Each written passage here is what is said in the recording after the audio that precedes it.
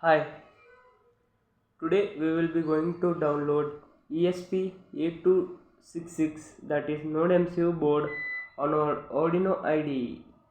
For that, first go to the Arduino IDE, then the link of ESP8266, that is Nodemcu board URL is given in the description. So copy it. Once you copy it, go to the file, then preferences. Then here additional boards manager URLs, copy and paste here, then click OK. Then go to tools and go to boards, go to board manager,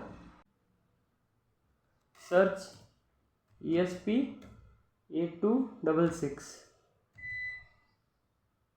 So you will get a community, download it. I have already downloaded it, so close it. Whenever you go to tools, then go to tools, then boards, you can find here ESP8266 boards.